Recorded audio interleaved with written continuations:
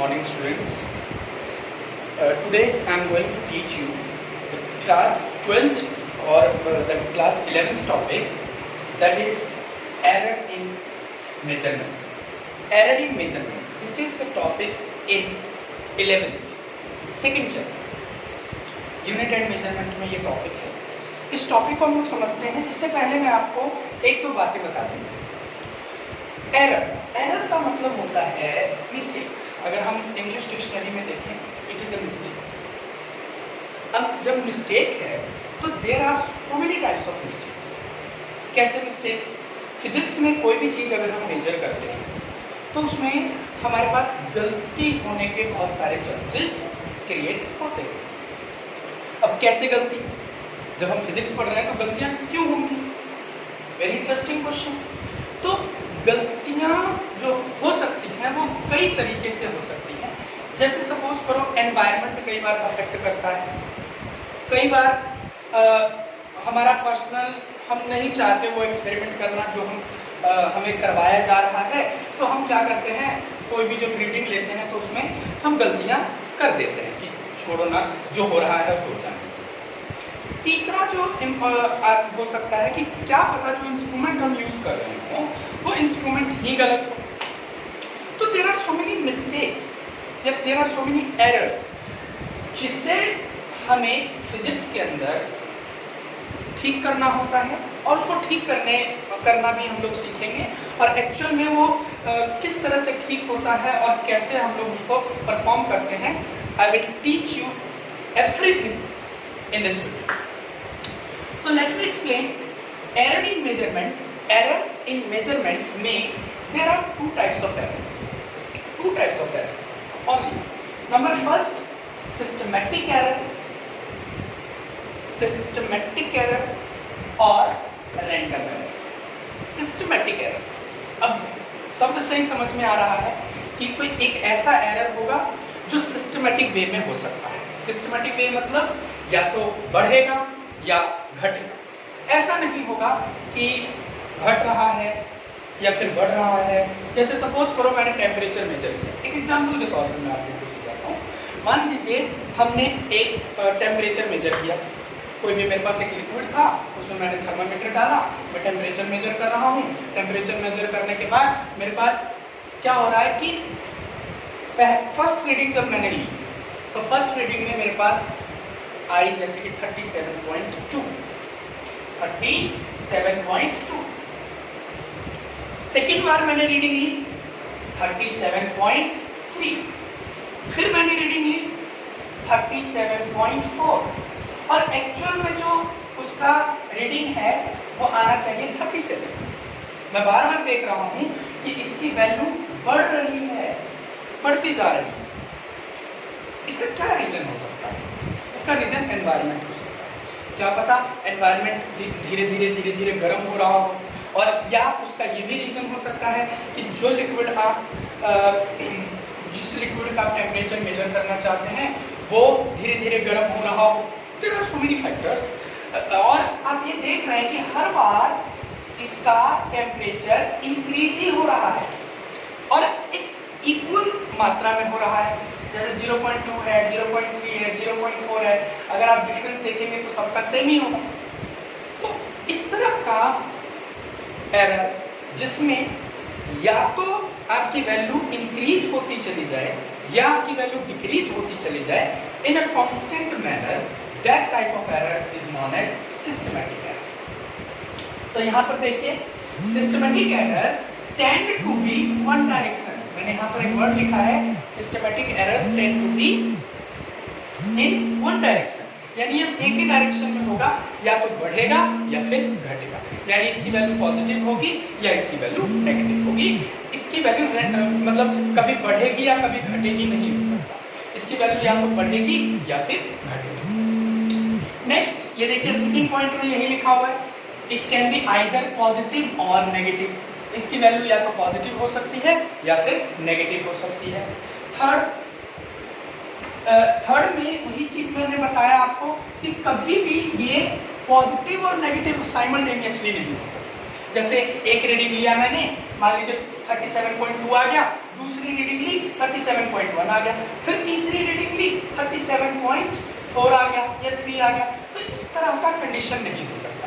अगर बढ़ेगा तो बढ़ता ही रहेगा, घटेगा तो घटता ही रहेगा। क्लियर है आपका? नेक्स्ट, तो हमने देखा कि सिस्टमेटिक एरर एक कांस्टेंट मतलब कॉन्स्टेंटली एक ही डायरेक्शन में एरर शो करता है। लेकिन सिस्टमेटिक एरर किन किन कारणों से हो सकता है, कौन कौन से उसके रीजन हो सकते हैं? तो सिस्टमेटिक एरर तीन कारणों से हो सकता है। पहला है इंस्ट्रूमेंटल एरर, यानी जो आपने इंस्ट्रूमेंट खरीदा या जो इंस्ट्रूमेंट आप लेकर आए मार्केट से, जिसके ऊपर आप प्रैक्टिकल करना चाहते हैं, क्या पता उसमें प्रॉब्लम हो, तो वो क्या करेगा बेटा, वो वैल्यू को एक ही डायरेक्शन में वेरी करता रहेगा, या तो बढ़ेगा तो बढ़ता ही रह जाएगा या घटेगा तो घटता ही रह जाएगा। तो इंस्ट्रूमेंटल एरर में क्या हो सकता है, इम्परफेक्शन और improper calibration of measuring instrument. Second आता है आपका error due to imperfection in the experimental technique और प्रोसेस। मान लीजिए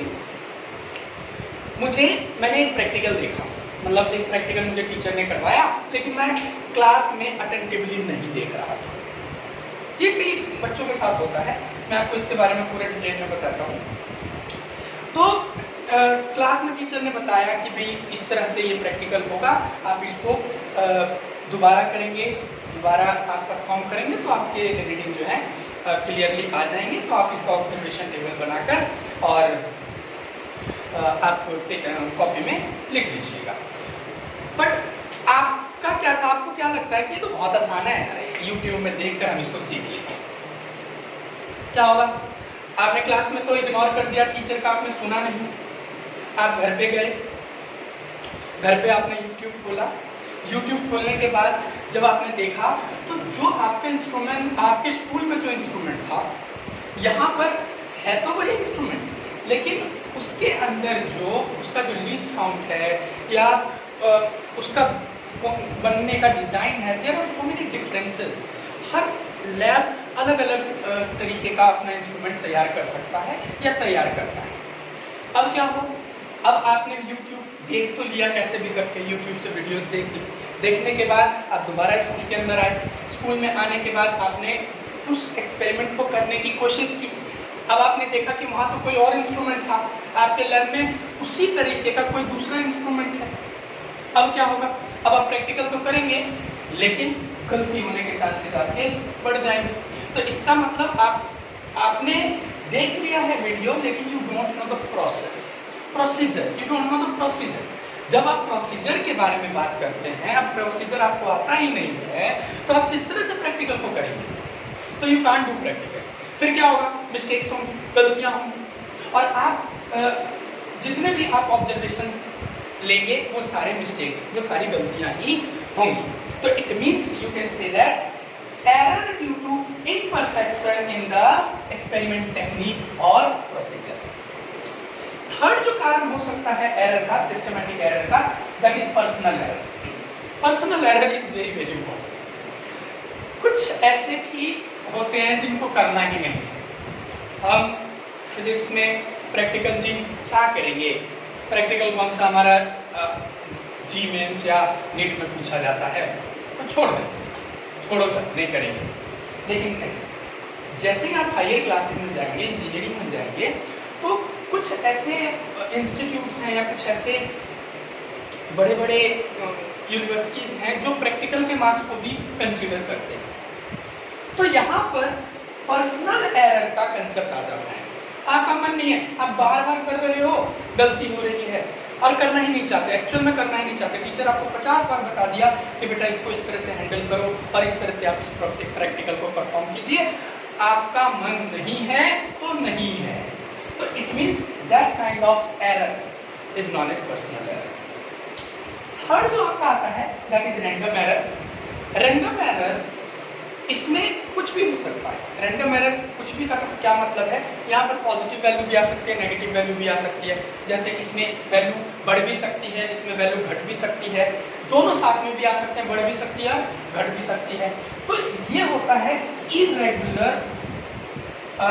irregular and unpredictable fracture in the factors. मतलब कुछ कमियां ऐसी होती हैं जिसमें जब हम एक्सपेरिमेंट कर रहे होते हैं तो उसमें बेटा कई बार टेम्परेचर का ही हम ले लेते हैं, या बायोलॉजी के कंसेप्ट में अगर हम लोग चले जाएं तो कई बार कुछ एक्सपेरिमेंट में कोई एंजाइम वर्क करना स्टार्ट कर देता है, कुछ एंजाइम वर्क करना स्टार्ट नहीं करता है।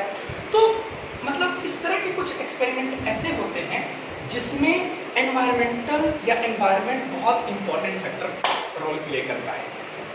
ठीक है, तो वो पर्टिकुलर एक्सपेरिमेंट कई बार हो जाता है, कई बार नहीं होता है, कई बार पॉजिटिव वैल्यू शो कर देता है, कई बार नेगेटिव वैल्यू शो कर देता है।